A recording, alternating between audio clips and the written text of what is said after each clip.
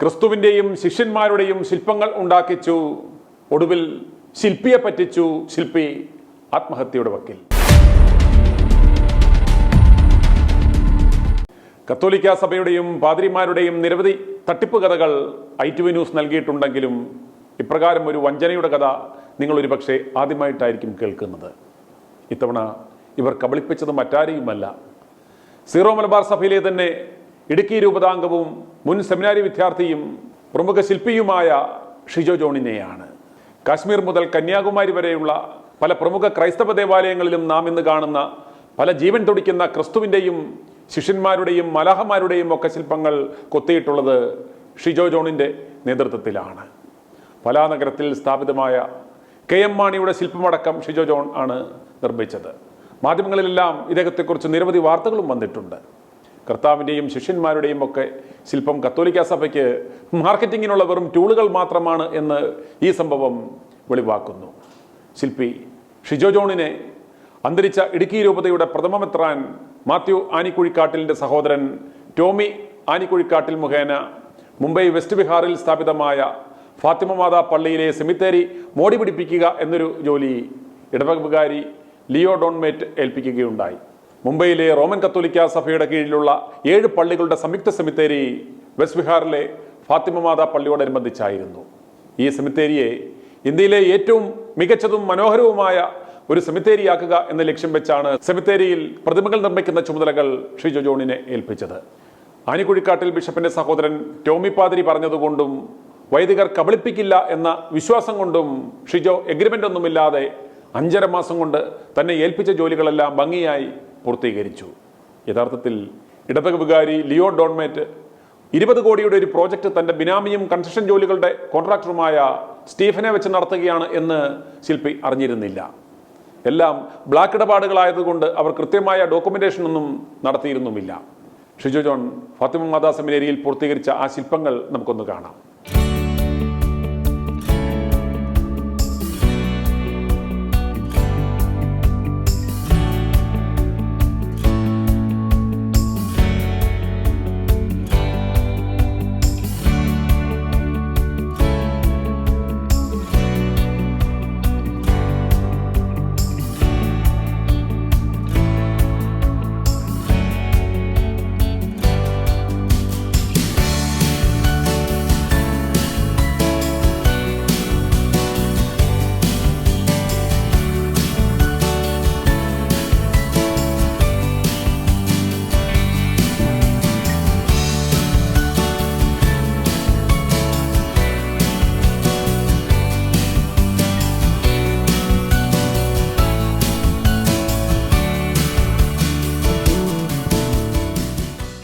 $32.5 ലക്ഷം രൂപയുടെ വർക്ക് കഴിഞ്ഞെങ്കിലും 9.5 ലക്ഷം രൂപ മാത്രം നൽകി ബാക്കി നൽകുവാനുള്ള 22,90,000 രൂപ ബാക്കി നൽകാതെ ഷിജുവിനെ കളിപ്പിച്ചു വിട്ട കഥ ഷിജോ ജോൺ പറയുന്നത് കേൾക്കുക. പണം ചോദിക്കുവാൻ പോലും ചെല്ലുവാൻ നിവൃത്തിയില്ലാത്ത അവസ്ഥയിലാണ് ശില്പി ഷിജോ. 5.5 മാസം അന്യനാട്ടിൽ പോയി രാപകലില്ലാതെ കഷ്ടപ്പെട്ട പണം പോയ ഷിജോയ്ക്ക് മാസങ്ങളോളം ജോലി ചെയ്യുവാൻ പോലും പറ്റാത്ത അവസ്ഥയായി. എന്റെ പേര് ഷിജോ ജോണ്, ശില്പി എന്നാണ് അറിയപ്പെടുന്നത്. ഞാനിപ്പോ എന്റെ എല്ലാ പ്രോഗ്രസിലും SJ ശില്പി എന്നാണ് നമ്മുടെ ഐഡന്റിറ്റി പറയുന്നത്. ഞാൻ ഓൾ ഇന്ത്യയില് എല്ലാ സ്റ്റേറ്റിലും ഞാൻ വർക്ക് ചെയ്തിട്ടുണ്ട്. എല്ലാ സ്റ്റേറ്റിലും എന്നെ സംബന്ധിച്ചിട്ട് ഒരു ദിവസം പോലും റെസ്റ്റ് ഇല്ലാതെ വർക്ക് ചെയ്യുന്ന ആളാണ്. അപ്പൊ ഞാൻ ഒറീസയിൽ ആസാമിൽ വർക്ക് ചെയ്തുകൊണ്ടിരിക്കുന്ന സമയത്താണ് എനിക്ക് എമർജൻസി ആയിട്ട് വർക്ക് ചെയ്യണമെന്നും പറഞ്ഞ് ബോംബെയിൽ നിന്ന് ഒരു കോള് വരുന്നത്. അപ്പോൾ ആദ്യമേ എന്നെ പരിചയപ്പെടുത്തിയപ്പോൾ ഞാൻ ഫാദർ ആണെന്ന് ചോദിച്ചപ്പോൾ അതേന്ന് പറഞ്ഞു. അപ്പൊ ഞാൻ പിന്നീടാണ് അറിയുന്നത് പുള്ളി ഫാദർ അല്ല, പുള്ളി അവിടുത്തെ ഈ ഒരു വർക്ക് ചെയ്യിപ്പിക്കുന്ന ആളാന്നുള്ള കാര്യം പിന്നീടാണ് അറിയുന്നത്. പേര് സ്റ്റീഫൻ എന്ന് പറഞ്ഞ സ്റ്റീഫൻ ഡി സെൽവ എന്നാണ് പുള്ളിയുടെ പേര്. അപ്പൊ ഞാൻ വർക്കിന്റെ ഡീറ്റെയിൽസ് ഒക്കെ ചോദിച്ചു. എനിക്ക് ഡീറ്റെയിൽസ് കുറച്ച് ഫോട്ടോസ് ഒക്കെ അയച്ചു തന്നു. ഫോട്ടോസ് എന്ന് പറഞ്ഞു കഴിഞ്ഞാൽ റിലീഫ് വർക്കുകളായിരുന്നു ഓൺലി. അപ്പൊ അത് പുള്ളി പറഞ്ഞു സ്റ്റാച്യു വർക്കുകളായിട്ട് അതെങ്ങനെയുള്ള മോഡിഫൈ ചെയ്തിട്ട് നിങ്ങളുടെ ഇഷ്ടത്തിന് നല്ല രീതിയിൽ ചെയ്യണം. അപ്പൊ ടോമി അച്ഛനാണ് ഇങ്ങനെ പരിചയപ്പെടുത്തിയത്. കേരളത്തിലുള്ള ടോമി ആനിക്കുഴിക്കാട്ടിൽ, പിതാവിന്റെ അനിയൻ, ഇടുക്കി മെത്രാനായിരുന്ന ആനിക്കുഴിക്കാട്ടിൽ ബിഷപ്പിന്റെ സഹോദരൻ അനിയൻ. അപ്പൊ ഞാന് എന്റെ ഇടവകയിൽ ഇരുന്ന അച്ഛനാ. അപ്പൊ എനിക്ക് ഭയങ്കര വിശ്വാസവും സ്നേഹമുള്ള ഒരു അച്ഛനാ. അപ്പൊ ഞാൻ അതുകൊണ്ട് തന്നെ ഞാൻ നമുക്കതേപ്പറ്റി ആലോചിക്കാമെന്ന് പറഞ്ഞു. അങ്ങനെ പിന്നെ പുള്ളി സ്ഥിരമായിട്ട് വിളിച്ച് നമുക്ക് വർക്ക് എത്രയും പെട്ടെന്ന് ചെയ്യണം, വർക്ക് ഇവിടെ നടന്നുകൊണ്ടിരിക്കുകയാണ്, വേഗം വരണം എന്നും പറഞ്ഞ് അങ്ങനെ ഞാൻ എൻ്റെ ഒരു വർക്കിന്റെ ഡീറ്റെയിൽസ് ഞാൻ അയച്ചു കൊടുത്തു.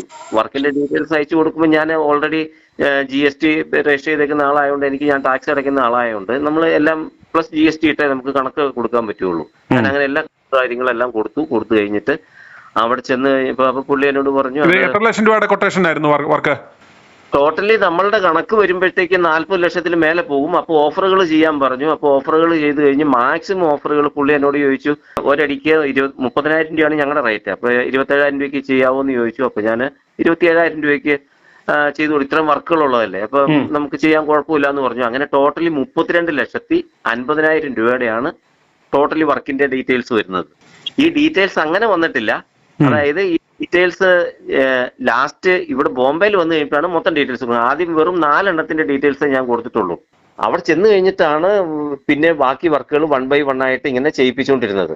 അപ്പൊ ആദ്യമേ ചെന്ന് കഴിഞ്ഞപ്പോൾ ഞാൻ 4 എണ്ണത്തിന്റെ പ്ലസ് GST ഇട്ട് വർക്കിന് എല്ലാ ഡീറ്റെയിൽസ് ഇട്ട് കൊടുത്തു. നമ്മളിപ്പോ എത്ര വർക്ക് ചെയ്യുവാണെങ്കിലും ഇതാണ് എന്റെ വർക്കിന്റെ ഡീറ്റെയിൽസ്. 30,000 രൂപയാണ് സ്ക്വയർ ഫീറ്റ്. 5 അടി അല്ലെങ്കിൽ 6 അടി വരെയുള്ളതിന് 30,000 രൂപ സ്ക്വയർ ഫീറ്റ്. അതിന് മേളിലേക്ക് പോയി കഴിഞ്ഞാൽ 12 അടിയാ വരുന്നതെന്നുണ്ടെങ്കിൽ 4 ആളുടെ വലിപ്പം വരും. അപ്പോൾ വ്യാസങ്ങൾ കൂടും. അപ്പൊ അതിന് 50,000 വെച്ച് എക്സ്ട്രാ വരണം എന്ന് പറയുമ്പോൾ പുള്ളി 45,000 രൂപ ആക്കി കുറയ്ക്കാവെന്ന് ചോദിച്ചു. 45,000 ആക്കി. അങ്ങനെ എല്ലാ ഡീലിങ്സ് എല്ലാം കറക്റ്റ് ആക്കിയിട്ടാണ് ഞാൻ ബോംബെയിലേക്ക് പോകുന്നത്. പോയി അവിടെ ചെന്ന് വർക്ക് സ്റ്റാർട്ട് ചെയ്ത് 6 അടി പൊക്കമുള്ള സ്റ്റാച്ചു ചെയ്ത് കഴിഞ്ഞ് ചെല്ലുന്നതിന് മുമ്പ് പൈസ അഡ്വാൻസ് പേ ചെയ്യണം എന്ന് പറഞ്ഞു. അപ്പൊ പുള്ളി പറഞ്ഞു അഡ്വാൻസ് തരാൻ പറ്റിയായിട്ട് വർക്ക് ചെയ്തോളാൻ പറഞ്ഞു. അപ്പൊ ടോമി അച്ഛനൊരു ഇതല്ലേ, അപ്പൊ ചെല്ലുന്നത് സഹോദരൻ പറഞ്ഞുകൊണ്ട് നിങ്ങൾക്ക് സംശയം തോന്നിയില്ല? എഗ്രിമെന്റ് ചെയ്യുന്ന കാര്യം പറഞ്ഞു. എഗ്രിമെന്റ് ചെയ്തിട്ട് നമുക്ക് വർക്ക് തുടങ്ങാൻ പറ്റുള്ളല്ലോ. അപ്പൊ എഗ്രിമെന്റ് ചെയ്യാന്ന് പറഞ്ഞു കഴിഞ്ഞപ്പം പുള്ളി പറഞ്ഞു എഗ്രിമെന്റ് വേണ്ട, കാരണം ടാക്സുമായിട്ടുള്ള പ്രോബ്ലംസ് ഒക്കെ വരുന്നതുകൊണ്ട് പൈസയായിട്ട് തന്നേക്കാം, അപ്പൊ അങ്ങനെ വരുത്താതിരിക്കാനായിട്ട്. അപ്പൊ ഞാൻ പറഞ്ഞു എങ്ങനെയായാലും ഞാനും ടാക്സ് കൊടുക്കണം, ഞാനും കൊടുക്കുന്നതല്ലേ, അപ്പൊ അങ്ങനെ ചെയ്ത് സഹായിക്കണം എന്ന് പറഞ്ഞു. അപ്പൊ ഞാൻ അനിൽ അച്ഛനോട് പറഞ്ഞു ഇങ്ങനെയാണല്ലോ അച്ഛാ, അപ്പൊ കുഴപ്പമില്ല, അവർ പണിയൊക്കെ ചെയ്യിക്കുന്നല്ലേ, ധൈര്യമായിട്ട് ചെയ്തോളാൻ പറഞ്ഞു. പിന്നെ ഞാൻ അവിടുത്തെ ലിയോ ഡോൺമേറ്റ് എന്ന് പറഞ്ഞ അച്ഛൻ്റെ അടുത്ത് ചെന്ന് ഞാൻ ചോദിച്ചു എഗ്രിമെന്റ് എഴുതാതെ ചെയ്യുന്നതിന്. അത് കുഴപ്പമൊന്നുമില്ല, ഇവിടെ ഇത്രയും കോടി രൂപയുടെ വർക്കുകൾ നടത്തിക്കൊണ്ടിരിക്കുവല്ലേ പുള്ളി. എത്ര കോടി രൂപയുടെ വർക്കാ ചെയ്യുന്നത് അവർ പറഞ്ഞത്?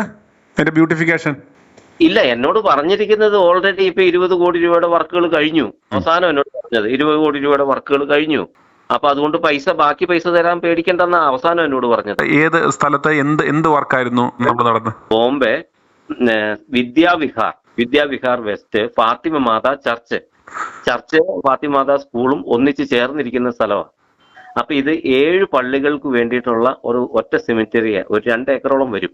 ഈ പണ്ട് ഇങ്ങനെ നശിച്ച് കാടും കയറിയൊക്കെ കിടന്നിരുന്ന ഒരു സ്ഥലമാണ്. ആൾക്കാരൊക്കെ അടക്കിയൊക്കെ പോയി കഴിയുമ്പോഴത്തേക്കും വരുമാനം ഒന്നും കിട്ടുന്നില്ലായിരുന്നു. അതിന് വരുമാനത്തിനും കൂടെ വേണ്ടിയിട്ടാണ് എന്നാണ് എന്നോട് അവിടെയുള്ള സെക്യൂരിറ്റി ഒക്കെ പറഞ്ഞത്. വരുമാനത്തിനും കൂടെ വേണ്ടിയിട്ടാണ്. കാരണം എന്ന് പറഞ്ഞാൽ ഒരാഴ്ച ഒരു ചവടക്കെങ്കിലും നടന്ന ഏരിയയായ. അപ്പൊ അതുകൊണ്ട് റോമൻ കത്തോലിക്ക സഭയുടെ 7 പള്ളികൾ ചേരുന്ന അവരുടെ സംയുക്ത ഒരു സെമിത്തേരി, അതിന്റെ ബ്യൂട്ടിഫിക്കേഷൻ ആണ് ഈ വലിയ വർക്ക്. അത് ഇന്ത്യയിലെ ഏറ്റവും വലിയതാക്കണം, ഒരു പാർക്ക് പോലെ ആക്കണം എന്നൊക്കെ പറഞ്ഞിട്ടാണ് ചെയ്യിപ്പിക്കുന്നത്. എന്തൊക്കെ പ്രതിമകൾ അവിടെ നമ്മളെ കൊണ്ട് ചെയ്യിപ്പിച്ചത്? ഏഞ്ചൽസ്, അതായത് 6 അടി പൊക്കമുള്ള ഏഞ്ചൽസ്. അതിന്റെ ചിറകുകളെല്ലാം വരുമ്പോഴത്തേക്കും 7 അടിയിലും മേലെ പോവും. ഫിഗർ 6 അടി മാത്രമുള്ള 6 അടിയുള്ള 4 ഏഞ്ചൽസ്. പിന്നെ അത് മാത്രമല്ല, അതിന് ബോർഡുണ്ട്, പിന്നെ അതിന്റെ ബേസ്മെന്റ്, ഇതെല്ലാം കൂടെ ഉൾപ്പെടുത്തി 6 അടിയുള്ളത് 4 എണ്ണം. പിന്നെ ഒരു ജീസസ് ഉയർത്തെഴുന്നേറ്റ് പുറത്തേക്ക് വരുന്ന ഒരു ജീസസിന്റെ സ്റ്റാച്യു ഉണ്ട്, അത് 9.5 അടിയുണ്ട്. പിന്നെ വേറൊരു ഏഞ്ചൽസ് ഉണ്ട്, അത് 11 അടിയുണ്ട്. പിന്നെ ഒരു എഴുന്നേറ്റ് മുകളിലേക്ക് പോകുന്ന ഒരു ഈശോ, അത് 12.5 അടിയുണ്ട്. പിന്നെ ബാക്കി പത്രോസ് ലീഗായുടെ ഉണ്ട്, അത് 12 അടിയുടെ. പിന്നെ സെന്റ് മേരിയുടെ ഉണ്ട്, അത് 12 അടിയുടെ. പിന്നെ ഒരു ഫ്രാൻസിസ് അസീസിയുടെ ഉണ്ട്, അതും 12 അടിയുടെ. പിന്നെ വേറൊരു ഏഞ്ചൽസ് ഉണ്ട്. അങ്ങനെ ടോട്ടലി എല്ലാം കൂടി ഉൾപ്പെടെ 12 സ്റ്റാച്യു ഉണ്ട്. ഇത് ഏകദേശം എത്ര ലക്ഷം രൂപയുടെ വർക്കായിരുന്നു ഇത്? ശരിക്കും പറഞ്ഞ ഇപ്പൊ ടോട്ടലി പറയുവാണെങ്കിൽ 40 സംതിങ് രൂപയുടെ 45 ലക്ഷത്തിന്റെ വർക്കുകൾ ഓൾറെഡി ഉണ്ടായിരുന്നു. നിങ്ങൾക്ക് എത്ര തന്നു? ഞാനും അവരുമായിട്ട് വാക്കാൽ പറയുന്നതിന് വില ഉണ്ടാവണമല്ലോ. അപ്പൊ അതുകൊണ്ട് ഞങ്ങൾ പറഞ്ഞിരിക്കുന്ന റേറ്റ് വെച്ചിട്ട് ഇപ്പൊ ടോട്ടലി 32 ലക്ഷം രൂപയുടെ വർക്കുകളാണ് ചെയ്ത് കഴിഞ്ഞേക്കുന്നത്. ഇപ്പൊ ഞങ്ങൾ എല്ലാം ലിമിറ്റ് ചെയ്ത് കുറച്ച് പറഞ്ഞിട്ട് ഇപ്പൊ ടോട്ടലി 32.5 ലക്ഷം രൂപയുടെ വർക്ക് കിട്ടാനുണ്ട്. എത്ര ലക്ഷം തന്നു? 9,50,000 രൂപ. ബാലൻസ് ഇനി എത്രയാണ് നമുക്ക് ഒരു തരാനുള്ളത്? ഇനി തരാനുള്ളത് കണക്കിലുള്ള ഉൾപ്പെടുത്തി 22,90,000 രൂപ തരാനുണ്ട്. പിന്നെ ചില്ലറകളൊക്കെ ആയിട്ട് അവിടെ ഓരോ പേപ്പറുകൾ മേടിക്കണം, അങ്ങനെയൊക്കെ ആയിട്ട് 10,000 രൂപയോളം വേറെ തന്നിട്ടുണ്ട്. അത് പേപ്പറുകൾക്കൊക്കെ ആയിട്ട് എല്ലാം കൂടെ കൂട്ടിയിട്ട് ഇനി എനിക്ക് ബാലൻസ് കിട്ടാനുള്ളതാണ് 22,90,000 രൂപ. അപ്പൊ ഈ വർക്കുകൾ തീരുന്നതിന് മുമ്പേ, അപ്പൊ ഓരോ വർക്കുകൾ ചെയ്യുമ്പോഴും നമ്മൾ കറക്റ്റ് റേറ്റുകൾ പറഞ്ഞു പോകുന്നുണ്ട്. അപ്പൊ ധൈര്യമായിട്ട് ചെയ്തോ എന്നുള്ള അച്ഛൻ എങ്ങനെയാന്ന് വെച്ച് കഴിഞ്ഞാൽ എന്നും രാവിലെ വന്ന് കൈ മുത്തുന്നു. ദൈവത്തിന് അനുഗ്രഹിക്കപ്പെട്ട കൈയാണ് എന്നൊക്കെ പറഞ്ഞ ഭയങ്കര സോപ്പിങ്ങും കാര്യങ്ങളും. നിങ്ങളുടെ കൈ മുത്തുന്നു വന്ന്? എന്റെ കൈ മുത്തുന്നു. അച്ഛാ പൊടിയാ, കയ്യിലും മൊത്തം പൊടിയാണ്. അപ്പൊ അതുകൊണ്ട് പിടിക്കണ്ട എന്ന് പറഞ്ഞു കഴിഞ്ഞാൽ പിടിച്ച് ഷെയ്ക്കാൻഡ് തന്നിട്ട് ഉമ്മയൊക്കെ തന്നിട്ടേ പോവുള്ളൂ. അപ്പൊ നമുക്കൊരു വിശ്വാസം ഉണ്ടല്ലോ, വൈദികര് എന്നുള്ളതിന്റെ ഉള്ളൊരു വിശ്വാസം ഉണ്ടല്ലോ. വീണ്ടെടുക്കാൻ വന്നേക്കുന്ന വേർപ്പ്, നമ്മുടെയൊക്കെ വിശ്വാസം, ഞങ്ങളുടെയൊക്കെ വിശ്വാസം അനുസരിച്ച് വേർപ്പ് ഉണങ്ങുന്നതിന് മുമ്പ് പൈസ കൊടുക്കണം എന്നാ. ഇങ്ങനെയൊക്കെയുള്ള ഒരു വൈദികനും ഇവരൊന്നും നമ്മളെ ചതിക്കുകയല്ലോ. എനിക്ക് ഇതുവരെ അങ്ങനെ അനുഭവങ്ങൾ ഉണ്ടായിട്ടുമില്ല. താങ്കൾ ഒരു കത്തോലിക്ക സഭാംഗം അല്ലേ? ഞാനും കത്തോലിക്ക സഭാംഗവും നമ്മുടെ സഭാ മേലധികാരികളോട് നമുക്ക് സ്നേഹവും ബഹുമാനവും ഉള്ള. ഏതൊരു രൂപതാംഗമായിരുന്നു താങ്കള്? എനിക്ക് രൂപതാംഗം. നിങ്ങളുടെ സഭയിലെ സഭാപിതാക്കന്മാർ ഒരിക്കലും നമ്മളെ തേക്കത്തില്ലെന്ന് വിചാരിച്ചു? ഒരിക്കലും നമ്മൾ തേക്കല്ലെന്ന് ഞാൻ വിചാരിക്കുമല്ലോ. അവസാനം പണിയെല്ലാം കഴിഞ്ഞ ഇത് എത്ര മാസം നിങ്ങൾ അവിടെ കിടന്ന് കഷ്ടപ്പെട്ടു? ഞങ്ങൾ 5.5 മാസം, അതായത് സൺഡേ പോലും ലീവില്ല. മഴയാണെങ്കിലും അവിടെ ബോംബെയിലൊക്കെ മഴയും വെള്ളപ്പൊക്കം ഉണ്ടായപ്പോഴും ഞങ്ങൾ പോയി പണിയെടുത്തു. ഒറ്റ ദിവസം പോലും. കാരണം നമുക്കൊരു വർക്ക് തീർത്തിട്ട് അടുത്ത വർക്കിലേക്ക് പോകാനായിട്ട് പറഞ്ഞിരിക്കുന്ന സമയത്ത് പെട്ടെന്ന് തീർക്കണം എന്ന് പറഞ്ഞാൽ കറക്റ്റ് സമയത്ത് ഞങ്ങൾ തീർത്ത് കൊടുക്കുകയും ചെയ്തു. കൊടുക്കുന്നതിന് മുമ്പേ തന്നെ ഞാൻ നമ്മുടെ സഹോദരനോട്, നമ്മുടെ പാർട്ട്ണർ നമ്മുടെ കൂട്ടുകാരനോട്, കൂടെ വർക്ക് ചെയ്യുന്നവരോട് ഞാൻ പറഞ്ഞ നമുക്ക് പൈസ ഇടയ്ക്ക് ചോദിക്കണം എന്ന്. അങ്ങനെ ഞാനും അച്ഛൻ്റെ അടുത്ത് എന്ത് ചോദിക്കും. അപ്പൊ അച്ഛൻ പറഞ്ഞിരിക്കുന്ന ഇത്രയും കോടി രൂപയുടെ വർക്കുകൾ ചെയ്യിപ്പിക്കുന്ന ആളാണ് പുള്ളി, വിദേശത്തും വലിയ വർക്കുകൾ ചെയ്യിപ്പിക്കുന്ന ആളാണ്. അപ്പൊ അതുകൊണ്ട് പൈസയുടെ കാര്യത്തിൽ ഒന്നും പേടിക്കേണ്ട, ധൈര്യമായിട്ടിരുന്നോളാൻ പറഞ്ഞു. പൈസ പുള്ളി അത്യാവശ്യമുള്ള പൈസ മാത്രമേ കൊടുക്കുകയുള്ളൂ, ബാക്കി പണി തീർന്നു കഴിയുമ്പോൾ ഒന്നിച്ചാ സാധാരണ കൊടുക്കാറ് പുള്ളി. ഇങ്ങനെ ഒരു 3 പ്രാവശ്യം പറഞ്ഞു കഴിഞ്ഞപ്പോ ഞാൻ ഉദ്ദേശിക്കുക. അപ്പൊ നമ്മുടെ കൂട്ടുകാരനും പറഞ്ഞു, അങ്ങനെയാണെങ്കിൽ പിന്നെ പൈസ ഒന്നിച്ച്, അച്ഛനൊക്കെ പറയുന്നേരം പൈസ ഒന്നിച്ച് കിട്ടുമ്പോൾ നമുക്കൊരു ഉപകാരത്തെ കൊള്ളിക്കാമല്ലോ എന്ന് ഞങ്ങളും വിശ്വസിച്ചു. ഞങ്ങള് പണി തീർത്തു. പണി തീർക്കുന്നതിന് 5-6 ദിവസം മുമ്പേ നമ്മൾ ടിക്കറ്റ് എടുക്കുമല്ലോ, ഫ്ലൈറ്റ് ടിക്കറ്റ്. ഇന്ന ദിവസം ഞങ്ങൾ ടിക്കറ്റ് എടുത്തേക്കുന്നു. അപ്പൊ പറഞ്ഞേക്കുന്നത് എന്നാന്ന് വെച്ച് കഴിഞ്ഞാൽ കണക്ക് കാര്യങ്ങളിലൊക്കെ ക്ലാരിറ്റി വരുത്താനായിട്ടാണ് അന്ന് ഞങ്ങൾ പറഞ്ഞത്. ഇപ്പൊ ഒന്നും കിട്ടുന്നില്ല. ഞങ്ങളോടൊന്നും സംസാരിച്ചിട്ടൊന്നുമില്ല. കഴിഞ്ഞ് ഓർത്ത് പോരുന്നതിന്റെ തലേദിവസമെങ്കിലും ഞങ്ങളോട് സംസാരിക്കും. അച്ഛനോട് ചോദിച്ചു. അപ്പൊ അച്ഛൻ പറഞ്ഞു പേടിക്കണ്ട, പുള്ളി കയ്യിൽ കണക്കും കാര്യങ്ങളൊക്കെ ഉണ്ടല്ലോ, ഒന്നും ടെൻഷൻ അടിക്കണ്ടെന്ന് പറഞ്ഞു. പിറ്റേ ദിവസം ഞങ്ങൾ പോരേണ്ട സമയത്ത് രാവിലെ 4:30 ഞങ്ങൾ അവിടെ എത്തി ചെല്ലുക. ഞങ്ങളുടെ വർക്ക് എന്ന് പറഞ്ഞാൽ 4:30 തൊട്ടാണ്, ഞങ്ങളുടെ മോർണിംഗ് 4:30 തൊട്ടാണ് ഞങ്ങളുടെ വർക്ക് സ്റ്റാർട്ട് ചെയ്യുന്നത് വെളുപ്പിനെ. പിന്നെ ഞങ്ങൾക്ക് റെസ്റ്റ് ഇല്ല. ഈ പണിക്ക് ഞങ്ങൾക്ക് റെസ്റ്റ് എടുക്കാൻ പറ്റിയല്ല. ഞങ്ങൾ ഇച്ചിരി ചോറിന് കിട്ടുന്ന ഒരു 10 മിനിറ്റ് ഇരിക്കാവുന്ന ഓർത്ത് കഴിഞ്ഞാൽ നമുക്ക് സിമെന്റ് ഉണങ്ങിപ്പോകും. റെസ്റ്റ് ഇല്ല. ചോറ് ചിലപ്പോൾ നിന്നുകൊണ്ട് തന്നെ കഴിച്ചിട്ടാണ് ഞങ്ങൾ ബാക്കി കണ്ടിന്യൂ ചെയ്യുന്നത്. അങ്ങനെ റെസ്റ്റ് ഇല്ലാതെ നമ്മൾ കണ്ടിന്യൂ വർക്ക് ചെയ്യുന്നത്. അപ്പൊ ഞങ്ങൾ 4:30 ഞങ്ങൾ ലാസ്റ്റ് അവിടെ പോയി ഇരിക്കുന്ന സമയത്തും ഈ പുള്ളി ഞങ്ങളുടെ അടുത്ത് മൈൻഡ് ചെയ്യുന്നില്ല. അപ്പൊ അച്ഛനെ വിളിച്ചു. അച്ഛൻ പറഞ്ഞു, അച്ഛൻ അന്നേരം ആ സ്ഥലത്തില്ലായിരുന്നു എന്നാ പറയുന്നേ. അച്ഛൻ പറഞ്ഞു ധൈര്യമായിട്ടിരുന്ന പേടിക്കണ്ടെന്ന്. അങ്ങനെ വൈകുന്നേരമായി. നമ്മുടെ കൂട്ടുകാരൻ പറഞ്ഞു പൈസ കിട്ടിയിട്ട് നമുക്ക് ബാങ്കിൽ ഇടണമല്ലോ. ബാങ്ക് ടൈമിന് മുമ്പേ തന്നെ പുള്ളിനെ മീറ്റ് ചെയ്യണമെന്നും പറഞ്ഞ് ഞങ്ങൾ പുള്ളിനെ ഓടിച്ചിട്ട് പിടിച്ചു. പുള്ളി ഞങ്ങളുടെ മുമ്പിൽ കൂടെ വേറെ ആൾക്കാരൊക്കെ ആയിട്ട് പോകുന്നുണ്ട്, ഞങ്ങളെ മൈൻഡ് ചെയ്യുന്നില്ല. അവസാനം ഞങ്ങള് പുള്ളിയോട് പറഞ്ഞു ഇങ്ങോട്ട് വരണം എന്നും പറഞ്ഞ് വിളിച്ചു വരുത്തി കഴിഞ്ഞപ്പോൾ പുള്ളി പറഞ്ഞു പൈസ അക്കൗണ്ടിലേക്ക് ഞാൻ ഭയങ്കര തിരക്കിലാണ്, ഒന്നും നോക്കാൻ നേരം കിട്ടിയില്ല, പൈസയുടെ കാര്യങ്ങളൊക്കെ അക്കൗണ്ടിലേക്ക് ഇട്ടേക്കാം, കണക്കെല്ലാം കറക്റ്റ് ഉണ്ടല്ലോ, കണക്കൊക്കെ കറക്റ്റ് ഉണ്ട്, അപ്പൊ പൈസ അക്കൗണ്ടിലേക്ക് ഇട്ടേക്കാം, കണക്കുകൾ അപ്പൊ കണക്കിന്റെ ഡീറ്റെയിൽസ്, സാധനങ്ങൾ മേടിച്ചതിന്റെയും എനിക്ക് തന്നതിന്റെ കണക്കിന്റെ ഡീറ്റെയിൽസ് പറയണമല്ലോ, അത് മെയിൽ ചെയ്തേക്കാം, നിങ്ങൾ പൊക്കോളാൻ പറഞ്ഞു. അപ്പൊ ഞങ്ങൾ സംശയം കൊണ്ട് അച്ഛനെ വിളിച്ചപ്പോ അച്ഛൻ പറഞ്ഞു നിങ്ങൾ ധൈര്യമായിട്ട് പോക്കോ, പുള്ളി പൈസ ഇട്ടേക്കും. പുള്ളിയോട് ഇപ്പൊ പറയണ്ട, പുള്ളി അവിടെ തിരക്കുണ്ട്, പിന്നെ പുള്ളിയുടെ വൈഫ് എന്തോ ഹോസ്പിറ്റലിലാണ്. പിന്നീടാണ് നമ്മൾ അറിയുന്നത് പുള്ളിയുടെ വൈഫ് ഹോസ്പിറ്റലിലാന്നുള്ള കാര്യം. അച്ഛൻ ഇതിനുമാത്രം ടെൻഷൻ അടിക്കും, പുള്ളിനെ ടെൻഷൻ അടിപ്പിക്കണ്ട, പൊക്കോളാൻ പറയണമെങ്കിൽ പിന്നീടാണ് നമ്മൾ ആലോചിക്കുന്നത്. അത്രമാത്രം ഇത് പുള്ളിയെ ടെൻഷൻ അടിക്കേണ്ട ആവശ്യമില്ലല്ലോ അച്ഛനെ, ഞാൻ പറഞ്ഞ കാശിക്കുന്നത്. അപ്പൊ ധൈര്യമായിട്ട് പൊക്കോ, പൈസ പുള്ളി അക്കൗണ്ടിലേക്ക് ഇടും, പുള്ളി അപ്പൊ വൈഫ് ഹോസ്പിറ്റലാണ്, ടെൻഷൻ അടിച്ചിരിക്കുവാണ്, ധൈര്യമായിട്ട് പോകാൻ പറഞ്ഞു. ഞങ്ങൾ ആ വിശ്വാസത്തിന്റെ, അപ്പൊ പുള്ളി എനിക്ക് 10,000 രൂപ എടുത്തു തന്നു ഫ്ലൈറ്റ് ടിക്കറ്റ് പോകുന്നതിന് വേണ്ടിയിട്ട്. അങ്ങനെ ഞാൻ കയറി പോരുകയും ചെയ്തു ഞങ്ങൾ വിശ്വാസത്തിന്റെ പുറത്ത്. പിറ്റേ ദിവസം കണക്ക് വരുന്നില്ല, പിറ്റേ ദിവസം തരുന്നില്ല, പിന്നെ ക്രിസ്മസിന്റെ തിരക്കുകളൊക്കെ ആയില്ലേ, അച്ഛനെ വിളിച്ചിട്ട് ഫോൺ എടുക്കുന്നില്ല. അപ്പൊ ഞാനോർത്ത് വല്ല കുമ്പസാരങ്ങളും കാര്യങ്ങളും പള്ളിയുടെ തിരക്കൊക്കെ ആയിട്ട് നടക്കുമായിരിക്കും. 2 ദിവസം വെയിറ്റ് ചെയ്തിട്ട് അനക്കൊന്നും കേൾക്കുന്നില്ല. അങ്ങനെ ഞാൻ മെസ്സേജ് അയച്ചു, അച്ഛന്റെ മെസ്സേജ് റിപ്ലൈ ഇല്ല. അതുവരത്തേക്ക് അച്ഛന്റെ ഫോണിൽ കിട്ടിക്കൊണ്ടിരുന്ന അച്ഛൻ പിന്നെ നമ്പർ നോട്ട് റീച്ചബിൾ എന്നാ പറയുന്നത്, വാട്സാപ്പ് പ്രവർത്തിക്കുന്നുണ്ട്, വാട്സാപ്പിൽ മെസ്സേജ് അയക്കുന്നു, റിപ്ലൈ ഇല്ല. പിന്നെ ഞാൻ ഈ സ്റ്റീഫനെ വിളിച്ചിട്ട് ഫോൺ എടുക്കുന്നില്ല. അപ്പം അവിടുത്തെ പണിക്കാരെ വിളിച്ച് കഴിയുമ്പോൾ അവര് പറഞ്ഞു ദുബായിക്ക് പോയേക്കുക, പുള്ളി അടുത്ത ആഴ്ച വരും. അപ്പം മെസ്സേജ് വിട്ട് കഴിയുമ്പോൾ പുള്ളി പറഞ്ഞു 2 ആഴ്ച ആകുമ്പോഴത്തേക്കും വരും, അന്നേരത്തേക്ക് സെറ്റിൽ ചെയ്യാന്ന് പറഞ്ഞു. 2 ആഴ്ച വരെ ഞങ്ങൾ വെയിറ്റ് ചെയ്ത് കഴിഞ്ഞപ്പോഴും പുള്ളി നാട്ടിൽ വന്നെന്ന് അറിഞ്ഞിട്ട് പിന്നെ മൈൻഡ് ഒന്നുമില്ല. അപ്പൊ ഞാൻ മെസ്സേജ് ഇട്ടു, പൈസയുടെ കണക്ക് കാര്യങ്ങളൊക്കെ ഒന്ന് അയക്കാൻ പറഞ്ഞിട്ട് ഞങ്ങൾ വെയിറ്റ് ചെയ്തിരിക്കുമായിരുന്നു, എന്ത് അയക്കാൻ പറഞ്ഞു. അന്നേരം മെസ്സേജ് വന്നു, കണക്ക് കാര്യങ്ങളൊക്കെ ഞങ്ങളുടെ പേഴ്സണലാണ്, അത് ഷെയർ ചെയ്യാനായിട്ട് ഞങ്ങൾക്ക് താല്പര്യമില്ലെന്ന്. അത് കേട്ടപ്പോഴത്തേക്ക് എനിക്ക് പെട്ടെന്ന് നെഗറ്റീവ് ഫീൽ ചെയ്തു, എന്തോ വല്ലായ്മ. പെട്ടെന്ന് നമുക്കൊരു ടെൻഷനുമായി. കാരണം നമ്മൾ ഇത്ര നാൾ പണി കഴിഞ്ഞിട്ട് ഒരു പൈസ പോലും ഇല്ലാതെ വീട്ടിലേക്ക് കയറി വരുന്നത്, അതിന്റെ ടെൻഷൻ ഒന്നും വേറെ. അപ്പൊ പുള്ളി ഇങ്ങനെ പറഞ്ഞു കഴിഞ്ഞപ്പോൾ എനിക്ക് പെട്ടെന്ന് എന്തോ നെഗറ്റീവ് ഫീൽ ചെയ്തു. ഞാൻ ബാക്കി പൈസ ഇടാന്ന് പറഞ്ഞിട്ട് ഇതുവരെ ഇട്ടില്ല, വേഗം ഇടാൻ പറഞ്ഞിട്ട് അന്നേരം പറഞ്ഞു പൈസ തരാനുള്ളതൊക്കെ തന്നു തീർത്തതാ, അപ്പൊ ഇനി പൈസയുടെ കാര്യങ്ങൾ പറഞ്ഞ് എന്നെ ബുദ്ധിമുട്ടിക്കരുതെന്ന് പറഞ്ഞു. വീണ്ടും ഞാൻ മെസ്സേജ് വിട്ട് കഴിഞ്ഞപ്പോഴത്തേ അത് സെൻഡ് ആകുന്നില്ല, ബ്ലോക്കാക്കി. അപ്പൊ ഞാൻ അച്ഛനെ വിളിച്ചു അച്ഛൻ പറഞ്ഞു പുള്ളി അങ്ങനെ പറഞ്ഞിട്ടുണ്ടെങ്കിൽ പുള്ളി അങ്ങനെ പറഞ്ഞിട്ടുണ്ടെങ്കിൽ എനിക്കൊന്നും ചെയ്യാൻ പറ്റുകയില്ല പുള്ളി പറഞ്ഞു കഴിഞ്ഞപ്പോഴത്തേക്ക് എനിക്ക് പുള്ളി പറഞ്ഞു അച്ഛനൊന്നും ചെയ്യാൻ പറ്റില്ലെന്ന് പറഞ്ഞു കഴിഞ്ഞാൽ അച്ഛന്റെ കൂടെ ഗ്യാരണ്ടി പുറത്തല്ലേ നമ്മൾ വർക്ക് ചെയ്യുന്നത്. നമ്മൾ ഏത് പള്ളി പോയാലും ഏത് കൈക്കാരൻ പറഞ്ഞെന്ന് പറഞ്ഞാലും അച്ഛന്റെ ഗ്യാരണ്ടി പുറത്തേ ഞങ്ങൾ വർക്ക് ചെയ്യാറുള്ളൂ. അച്ഛനോട് ചോദിച്ച് അച്ഛന്റെ ഗ്യാരണ്ടി പുറത്താണ് ഞങ്ങൾ വർക്ക് ചെയ്തത്. അവസാനം അച്ഛൻ പറഞ്ഞു പുള്ളി അങ്ങനെ പറഞ്ഞെങ്കിൽ ഞങ്ങൾക്കൊന്നും പറയാൻ പറ്റിയല്ലെന്ന്. ആ പുള്ളിയാണ് പൈസയൊക്കെ ഇറക്കുന്നത്, ഞങ്ങൾക്കൊന്നും പറയാൻ, ഞങ്ങൾ എന്നാ പറയാനാ, എന്നോട് തന്നെ ചോദിക്കാൻ പറഞ്ഞു. ഞാൻ പറഞ്ഞു എന്റെ നമ്പറുകളൊക്കെ ബ്ലോക്ക് ചെയ്ത് വെച്ചിരിക്കുക എന്ന് പറഞ്ഞു. അങ്ങനെ ഞാൻ വിഷമം കൊണ്ട് ആനിക്കുഴിക്കാട്ടിൽ അച്ഛനെ വിളിച്ചു, ഫോൺ എടുത്തില്ല.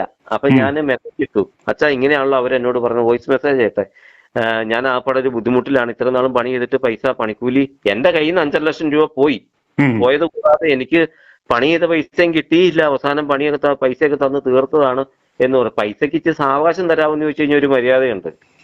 പൈസ ഇതിലിച്ച് കുറവാന്ന് പറഞ്ഞു കഴിഞ്ഞാൽ ഒരു മര്യാദയുണ്ട്. പൈസയൊക്കെ തന്നു തീർത്താന്ന് പറയുമ്പോഴത്തേക്ക് ഒരു മര്യാദകേടല്ലേ. ഞാൻ പറഞ്ഞു കഴിഞ്ഞപ്പോ അച്ഛൻ എന്നോട് പറഞ്ഞു ഞങ്ങൾ റിട്ടേൺ മെസ്സേജ് വിട്ടു, ഞങ്ങൾ തമ്മിൽ ഇപ്പൊ ഒരു കണക്ഷനും ഇല്ലെന്ന്. ഇവര് തമ്മിൽ ഒരാഴ്ച മുമ്പോടെ സംസാരിക്കുന്നത് ഞാൻ കേട്ടതാ. അപ്പൊ ഇതൊരു കറക്ക കമ്പനി നോക്കാം, ഇതുപോലെ പണിയെടുത്ത് പറ്റിച്ചിട്ട് പൈസ ഇമാര് വീതം വെച്ച് കാണും. ഞാനിപ്പോ അച്ഛനോട് പറഞ്ഞു എന്റെ വർക്ക് പ്രോഗ്രസ് എല്ലാം ഇട്ടേക്കണം എന്ന് പറഞ്ഞ് ഞാൻ എല്ലാം ഇട്ടുകൊണ്ട് വരുന്ന ഈ അച്ഛനുമായിട്ട്. അവസാനം വന്നു കഴിഞ്ഞപ്പോ ഇത്രയും ഇങ്ങനെ വർക്കിന്റെ എല്ലാ പ്രോഗ്രസും ഇട്ടുകൊണ്ടിരുന്ന ആ അച്ഛൻ അവസാനം എന്നോട് പറഞ്ഞു ഞങ്ങൾ തമ്മിൽ കണക്ഷൻ ഒന്നുമില്ല. എനിക്ക് ഭയങ്കര വിഷമമായി. അത് കഴിഞ്ഞ് ഞാൻ വീണ്ടും വിളിച്ചു കഴിഞ്ഞപ്പോ അച്ഛൻ എന്നോട് പറഞ്ഞു ഒരു അഡ്വക്കേറ്റിനെ പോയി കാണാൻ, അങ്ങനെ പണി ചെയ്ത് പറ്റിച്ചിട്ടുണ്ടെങ്കിൽ. അപ്പൊ എന്റെ ഒരു വിഷമങ്ങൾ ഉണ്ടായിട്ട് ഒരു വൈദികൻ എന്നുള്ള നിലയ്ക്കൊക്കെ ഇവർക്കൊക്കെ ഒന്ന് വിളിച്ച് ചോദിക്കാം, എന്തായി ഇത്തരം പണിയൊക്കെ ചെയ്തിട്ട് ഞാനായിട്ടൊരു ബന്ധപ്പെട്ട് ഒരു വർക്ക് ചെയ്തതാണല്ലോ ഷിജോ, ഇനിയിപ്പോ ഇദ്ദേഹത്തിന്റെ ഒരു ബന്ധം ഇല്ലെങ്കിൽ ആണല്ലോ ഷിജോ, എങ്കിൽ പിന്നെ എന്തുകൊണ്ട് അത് പൈസ തരാനായിട്ട്, അപ്പൊ അതിനുള്ള കാര്യങ്ങൾ എന്താണെന്ന് വെച്ച് ചോദിക്കുക, ഞാനായിട്ട് എന്തെങ്കിലും ഹെൽപ്പ് ചെയ്യണമെങ്കിൽ ചെയ്തു തരാം എന്ന് ചോദിക്കുകയല്ലേ. അതല്ലേ ഒരു മാനുഷിക മര്യാദ. ആ മാനുഷിക മര്യാദ ഇല്ലാത്തവർ ഏത് വൈദിക പ്രവൃത്തി, ഏത് വീണ്ടെടുക്കലിനാണ് ശ്രമിക്കുന്നതെന്ന് ഞാൻ ആലോചിക്കുന്നത്. എന്നിട്ട് എന്നോട് ഇതുവരെ ചോദിച്ചിട്ടില്ല, ഇതുവരെ. ഇപ്പൊ ഈ പണം കിട്ടാൻ എത്ര മാസം ഇപ്പം വെയിറ്റ് ചെയ്യുന്നു? ഇപ്പൊ ഞാൻ ഡിസംബർ തൊട്ട് വെയിറ്റ് ചെയ്യുക. ജനുവരി അവസാനം വരത്തേക്ക് പൈസ ഇപ്പൊ തരാം നാളെ തരാന്ന് പറഞ്ഞ് വെച്ചോണ്ടിരിക്കുവല്ലായിരുന്നോ. ഞാൻ ദുബായിലാണ്, 2 ആഴ്ച കഴിയുമ്പോൾ വരുമ്പോ തരാമെന്നൊക്കെ പറഞ്ഞോണ്ടിരിക്കുവായിരുന്നു. ഇപ്പം ഷിജോ ഇപ്പൊ അടുത്ത വർക്ക് സൈറ്റിലേക്ക് പോയി. ഇപ്പൊ എവിടെ, ഒറീസയോ? ഞാനിപ്പോ ഒറീസയിലാണ് വർക്ക് ചെയ്യുന്നത്. ഈ ദൈവത്തെയും ക്രിസ്തുവിനെയും ശിഷ്യന്മാരെയും സ്ലീഹന്മാരെയും മാലാഖമാരെയും ഒക്കെ ഉണ്ടാക്കിയിട്ട് ഈ പാതിരിമാര് വലിപ്പിക്കാൻ സാധ്യതയുള്ളതുകൊണ്ട് ഇനി ഇപ്പൊ എന്തോ താങ്കൾ ഒരു മുൻകരുതൽ എന്ന നിലയ്ക്ക് എന്തോ പൈസ അഡ്വാൻസ് മേടിച്ചിട്ടേ ചെയ്തോളൂ, എന്തോ അവസ്ഥ? ഇനിയിപ്പോ എത്ര വിശ്വാസമുള്ള അച്ഛനാന്ന് പറഞ്ഞു കഴിഞ്ഞാലും സഹോദര, ഒന്നാമത് എനിക്ക് വർക്ക് ചെയ്യാനുള്ള മാനസികാവസ്ഥ ഇല്ലാതായി. അതായത് നമുക്ക് ഒരാൾ ചൂഷണം ചെയ്യപ്പെട്ടിട്ട് നമ്മളെ ഇങ്ങനത്തെ ഈ ആർട്ട് വർക്ക് എന്ന് പറഞ്ഞാൽ നമ്മുടെ ഡെഡിക്കേഷനാ, സൃഷ്ടി എന്നൊക്കെ പറഞ്ഞു കഴിഞ്ഞാൽ. അല്ല, ഈ ക്രിസ്തുവിനെയൊക്കെ നിങ്ങൾ മെനയുമ്പോൾ മനസ്സിൽ ഓർത്തില്ലേ, എന്റെ ദൈവമേ, ദൈവത്തെ ഞാൻ ഇതുപോലെ മെനഞ്ഞിട്ടും യുവമാരെ. എന്നോട് വേറൊരു അച്ഛൻ പറഞ്ഞു ഒരിക്കലും മനസ്സിൽ ശപിച്ചുകൊണ്ട് നടക്കരുത്. നമ്മൾ മനുഷ്യന് ദൈവമായിട്ടൊന്നും പോന്നേക്കുന്നൊന്നും അല്ലല്ലോ. ഞാൻ മനസ്സിൽ ഇങ്ങനെ ഓർത്ത് വിഷമിക്കുന്നത് എന്റെ കുടുംബത്തിനും എന്റെ കൊച്ചിനും എന്റെ കുടുംബത്തിനും വേണ്ടിയിട്ട് കഷ്ടപ്പെടാൻ വേണ്ടി പോന്നേക്കുന്ന എന്റെ ഒരാളെ പറ്റിക്കാന്ന് പറഞ്ഞു കഴിഞ്ഞാല് അയാളെ മാത്രമല്ല, അയാളെ പരിപാലിച്ച് വളർത്തിയ കാരണന്മാര് മുതൽ അവരെ പ്രതീക്ഷ അർപ്പിക്കുന്ന ഒത്തിരി ആൾക്കാരുണ്ട്. അവരെല്ലാരും അവനെയും കൂടെയാണ് ചതിക്കുന്നത്. ആ ഒരു ചിന്താഗതിയില്ല ഞാൻ പോകുന്നത്. ഈ അച്ഛൻ എന്നോട് പറഞ്ഞു അവരൊരിക്കലും ശപിക്കുകയൊന്നും ചെയ്തേക്കില്ലെന്ന് പറഞ്ഞു. നമ്മൾ ഓട്ടോമാറ്റിക്കലി നമ്മൾ മനസ്സിലെപ്പോഴും വേദനയോടെ ചിന്തിക്കുക ഇത് ചെയ്തത് അത് ശാപമാ. ഞാൻ പോകുന്നിടത്തൊക്കെ പറയാറുണ്ട് ഇങ്ങനെ ഈ പറ്റിച്ച കാര്യങ്ങളൊക്കെ. നമുക്ക് അങ്ങനെയൊന്നും ദൈവമായിട്ട് ചിന്തിക്കാനൊന്നും പറ്റിയില്ല. നമുക്ക് പണിത കാഴ്ച നമ്മൾ കൊതിയായിട്ടല്ലല്ലോ വർക്കിന് പോകുന്നത്. അപ്പൊ നമ്മൾ പൈസ കിട്ടാനും നമ്മുടെ കുടുംബം പുലർത്താനും വേണ്ടിയിട്ടാ. അത് ഇവര് തന്നെ, അതായത് മാർഗം പറഞ്ഞു കൊടുക്കേണ്ട ആൾക്കാർ തന്നെ നമ്മളെ ഈ സൈസ് ചൂഷണം ചെയ്യപ്പെടുകയാണെന്നുണ്ടെങ്കിൽ ക്രിസ്ത്യൻസിനോട് ഈ തരം ചൂഷണമാണ് ഇവര് ചെയ്യുന്നതെന്നുണ്ടെങ്കിൽ ബാക്കിയുള്ളവരോടൊക്കെ എന്നതായിരിക്കും ഇവരുടെ പ്രവൃത്തി ചിന്താഗതികളൊക്കെ.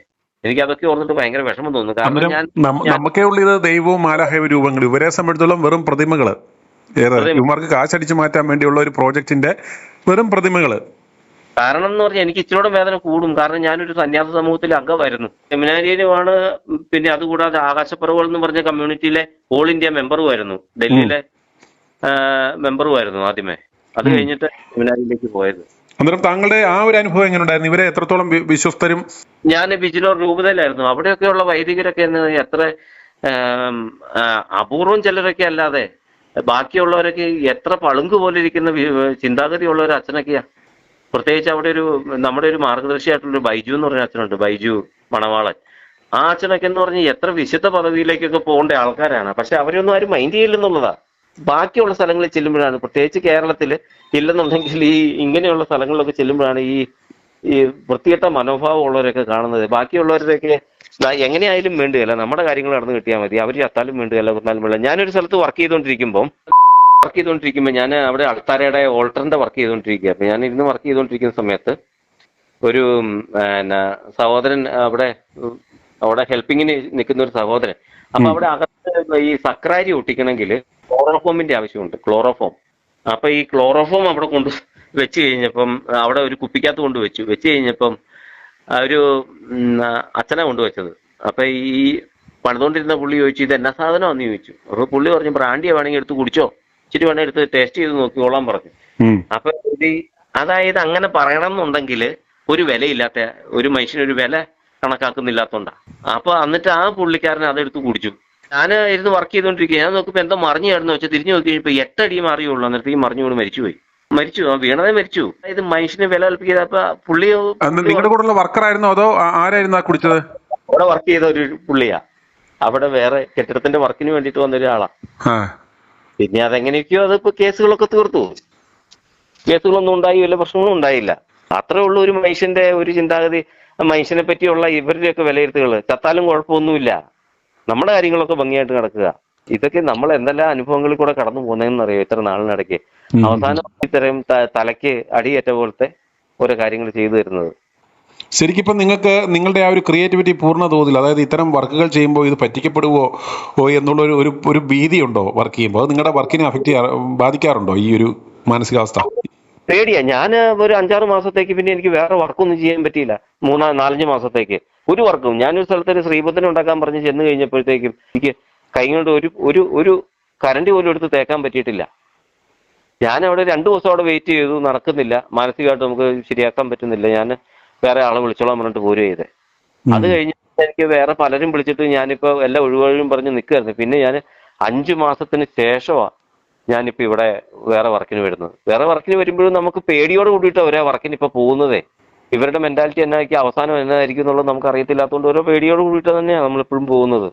അപ്പൊ ഇത് തന്നെയാണ് ഇപ്പൊ ഈ സമൂഹത്തോട്, ക്രിസ്ത്യൻ സമൂഹത്തോട് എല്ലാവരും ഇപ്പൊ പഴയതുപോലത്തെ ഉള്ള തീഷ്ണതയൊന്നും ഇല്ലാതെ പോകാനുള്ള കാരണങ്ങളും ഇവരൊക്കെ തന്നെയാ. നിങ്ങൾ പറ, ഈ കത്തോലിക്ക സഭയെ ദൈവസഭയെന്നോ ഇവന്മാരെ പുരോഹിതന്മാരെന്നോ വിളിക്കുവാൻ പറ്റുമോ? ഷിജോ ജോണിനോ പറ്റിയത് പറ്റി. ഇനി ആർക്കും ഇപ്രകാരം ഒരു വഞ്ചന പറ്റരുത്. ഈ നാണം കെട്ടവന്മാരുടെ കയ്യിൽ നിന്നും താൻ കഷ്ടപ്പെട്ട പണം തിരികെ ലഭിക്കുവാൻ ശില്പി ഷിജോ ജോൺ അടുത്ത മാസം സഭയുടെ ആസ്ഥാനത്ത് ഉപവാസമിരിക്കുവാൻ പോകുകയാണ്. വിശ്വാസികളുടെ സഹായം അദ്ദേഹത്തിന് ദയവായി ഉണ്ടാവണം. അതുപോലെ മുംബൈയിൽ ഇദ്ദേഹത്തിന് സഹായം നൽകുവാൻ സാധിക്കുന്നവർക്ക് ദയവായി ഞങ്ങളെ വിളിക്കാവുന്നതാണ്. i2i News, an eye for truth.